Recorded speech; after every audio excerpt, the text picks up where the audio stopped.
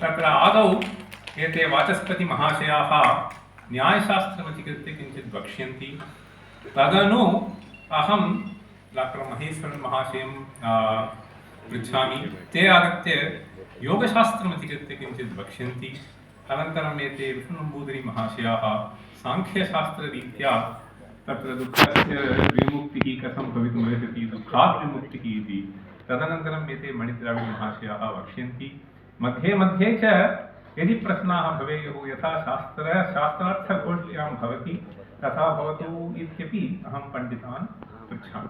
पृच्छे इदानीं शास्त्रार्थसभा आरभ्यते। धन्यवादाः।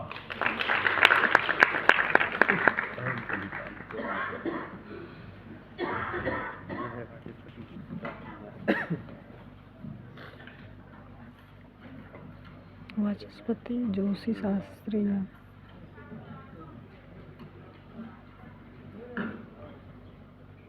ओम नमः सर्वभूतानि विष्टभ्य परितिष्ठते अखंडानंदबोधाय पूर्णाय परमात्मने। गुरुचरणानां पादपद्मयोः साष्टांगं प्रणिपत्य उपस्थितान् विदुषश्च अभिवन्द्य भगवता गौतममहर्षिणा प्रणीते न्यायदर्शने दुःखनिवृत्तिः इति विषयम् अधिकृत्य यथामति यथाकालम् अष्टसन्निवेशेषु उपपादयितुम् आचार्याणाम् अनुमतिं प्रार्थये। अथ जगदेव दुःखपङ्कनिमग्नम् उद्दिधीर्षुः अष्टादश विद्यास्थानेषु अभ्यर्हिततमाम् आन्वीक्षिकीं परमकारुणिको मुनिः प्रणिनाय इति तत्र ज्येष्ठैः न्यायदर्शनस्य अभ्यर्हिततमत्वं प्रदर्शितम्। एतैः मणिकारी प्रामाण्यवादग्रन्थे इदं निरूपितम्। तत्र प्रथमं सूत्रं वर्तते प्रमाणप्रमेयसंशयप्रयोजनदृष्टान्तसिद्धान्तावयवतर्कनिर्णयवादजल्पवितण्डाहेत्वाभासच्छिवजातिनिग्रहस्थानानां तत्त्वज्ञानान् निश्चयसाधिगमः इति प्रथमं सूत्रं न्यायसूत्रेषु। द्वितीयं दुःखजन्म प्रवृत्तिदोषमिथ्याज्ञानानाम् उत्तरोत्तरापाये तदनन्तरापायादपवर्गः इति द्वितीयं सूत्रम्। अत्र द्वितीयं सूत्रं वस्तुतः कथं दुःखनिवृत्तिः भवति इति प्रतिपादयति। केन क्रमेण दुःखं निवर्तते। अकस्मात् दुःखनिवृत्तिर्न भवति। काचित् परंपरा, काचित् व्यवस्था अपेक्षिता। सा एव प्रक्रिया अत्र सूत्रकारेण प्रदर्शिता। प्रथमतः दुःखजन्म प्रवृत्तिदोषमिथ्याज्ञानानाम् इति तत्र वर्तते। वस्तुतः पश्यामश्चेत् विपरीतक्रमेण अत्र योजना कार्या। उत्तरोत्तरम् इत्युक्ते दुःखस्य अनन्तरं दुःखं भवति, प्रथमतः अनन्तरं प्रवृत्तिः, अनन्तरं दोषाः, एवं रीत्या न। प्रथमतः तत्त्वज्ञानं, तत्त्वज्ञाने सति किं भवति, मिथ्याज्ञाननाशः इति प्रथमम् इदम् अयं कार्यकारणभावः। ततश्च दोषनाशः, दोषनाशे सति प्रवृत्तिः न भवति। प्रवृत्तौ असत्यां जन्मानुत्पादः, जन्म न भवति चेत् दुःखं न भवति, तथा च दुःखं निवर्तते। किञ्चित् अत्र निरूपणीयमस्ति। मिथ्याज्ञानम् इति प्रथमं यदस्ति तद् निवर्तनीयं। तत्र दुःखं कुतः भवति, कदा उत्पद्यते, केन उत्पद्यते इत्युक्ते जन्मवशात्। यदि मानुषं जन्म लभते तर्हि लब्धम् इदं जन्म, तत्र तस्मिन् जन्मनि दुःखं सुखम् इदं सर्वम् अनुभोक्तव्यं।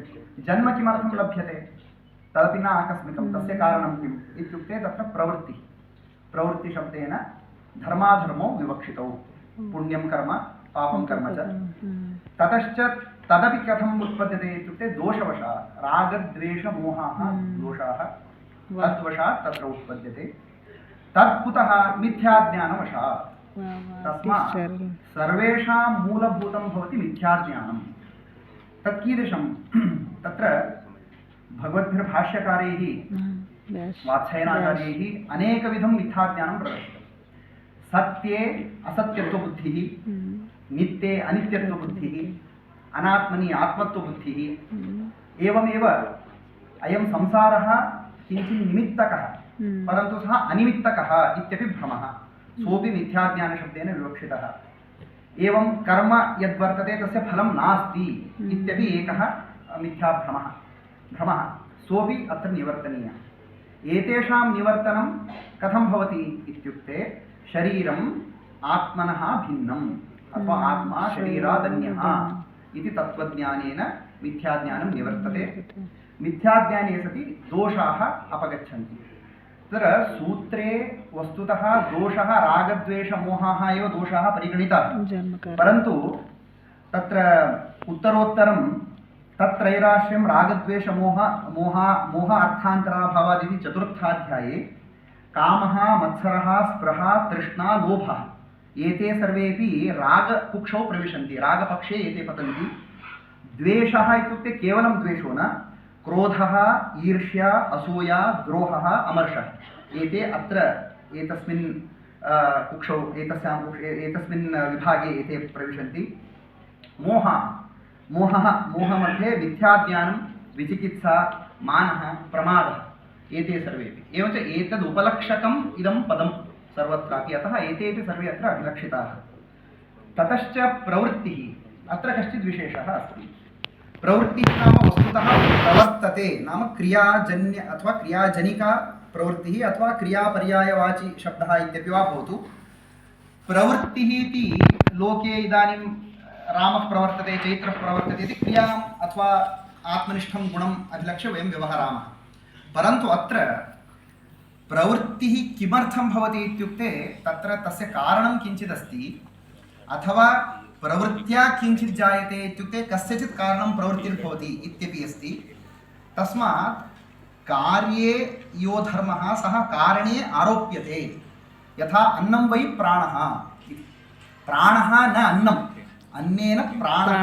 अवधार्यते तस्मात् प्राणत्वम् अन्ये तत्र आरोपितं तद्वदेव धर्माधर्मरूपकार्यजनकत्वेन प्रवृत्तवपि तत्र अथवा धर्माधर्मे विद्यमानो यो धर्मो तौ प्रवृत्तौ एवं रीत्या वा तत्र आरोपं कृत्वा प्रवृत्तिशब्देन तत्र इदम् अभिलक्षितम् एवमेव प्रवृत्तिः अनन्तरं जन्मपदार्थः कः इत्युक्ते आद्यशरीरप्राणसंयोगः नाम शरीरं यदा उत्पद्यते तदा तत्र प्राणसंयोगः यदा भवति प्रथमः सः एव जन्मपदार्थः एवमेव चरम प्राणशरीरध्वंसः मरणम् इति जननं मरणम् एवं रीत्या तयोः ततश्च एतादृश जन्मवशात् दुःखम् उत्पद्यते एतावता दुःखोत्पत्तिक्रमः प्रदर्शितः इदानीम् उत्तरभागेन दुःखं कथं निवर्तते दुःखप्रभेदाः के इत्यपि द्रष्टव्यं दुःखं वस्तुतः एकविंशतिदुःखम्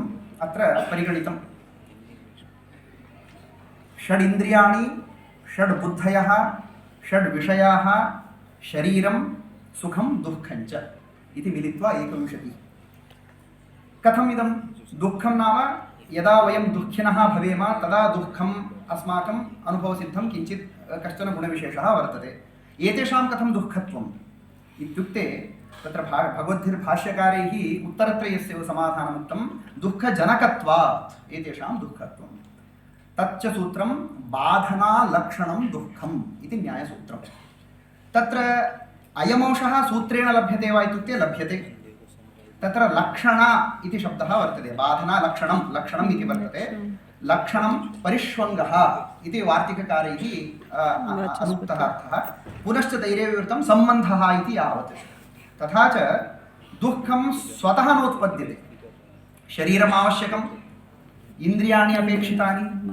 इन्द्रियेण ज्ञानम् अपेक्षते ज्ञानार्थं विषयाः अपेक्षिताः एतत् सर्वं यदा भवति तदा दुःखम् उत्पद्यते तस्मात् स्वरूपतः दुःखम् एकमस्ति चेदपि तज्जनकीभूतेषु एतेषु 18 पदार्थेष्वपि दुःखत्वं वस्तुतः अन्ये 20 पदार्थाः अपि ग्राह्याः एव सुखं किञ्चित् पार्श्वे स्थाप्यते इतः परम् एतेषां दुःखजनक तत्रापि स एव नियमः अन्नम् आयुर्वै घृतं घृतम् अन्यत् आयुः अन्यत् पर आयुषः जनकत्वात् घृते यथा आयुष्त्वम् उच्यते तथैव अत्रापि दोषः शरीरं कथं दोषः इत्युक्ते दोषजनकत्वात् दुःखजनकत्वात् इति अतः एतादृशदुःखेषु इदम् एतादृशविंशतिपदार्थाः आगताः। सुखं कथं दुःखं? सुखदुःखयोः अत्यन्तं विरोधः अस्ति खलु। अहं सुखी चेत् कथं वा दुःखी, दुःखी चेत् कथं वा सुखी। तर्हि उभयोरपि विरुद्धयोः एकरूपेण दुःखत्वेन परिग्रहणं कथं युज्यते इति प्रश्नं कृत्वा तत्र कश्चित् अत्यन्तं समीचीनः विषयः वाचस्पतिमिश्रैः उट्टङ्कितः, सः अत्र निरूपयितुम् इष्यते। वस्तुतः दुःखं यद्वर्तते तत् दुःखमेव। सुखं कथम् इत्युक्ते तत्र द्विधा निरूपणमस्ति। मम सुखं न शाश्वतम्, अचिरादेव नश्यति इति ज्ञानद्वारा तस्यापि दुःखजनकत्वम् अस्ति। तस्मात् जनकत्वात् दुःखत्वम्। किञ्च दुःखं यदस्ति तत् यदा उत्पद्यते तत्काले दुःखसामग्री काचित् द्रष्टव्या। दुःखं कथम् उत्पद्यते इत्युक्ते एतासां सामग्रीणां सत्त्वात् उत्पद्यते। परन्तु सुखं यदस्ति तस्य यदा सुखार्थं किं कर्तव्यम् इत्युक्ते धर्मे प्रवृत्तिः आवश्यकी। सुखसाधनं भवति यागादिकं। तत्र तत् कर्तव्यं चेत् कश्चित् सङ्कल्पः आवश्यकः। तथा च सङ्कल्पः यदा आवश्यकः भवति सः सङ्कल्पः न एकः। एवमेव तत्र एकः श्लोकः तैः लिखितः, कामं कामयमानस्य यदा कामः समृद्ध्यति अथैनम् अपरः कामः क्षिप्रमेव प्रभासते। तत्र एका पङ्क्तिः पठ्यते, अपि चेत् उदनेनि समन्तात् भूमिमिमां लभते स गवाश्वां न सत्तेन धनेन धनैषी तृप्यति किन्नु सुखं धनकामे। एवञ्च सुखम् अपेक्षते चेत् तत्र पुनः दुःखं भवति। अतः सुखसाधने प्रवृत्तिः यदा भवति तदा पुनः दुःखं भवत्येव। अतः सुखस्यापि दुःखत्वमस्ति इति एतावान् विषयः सूत्रे प्रतिपादितः। एतस्य दुःखस्य निवृत्तिः तत्त्वज्ञानात् भवति।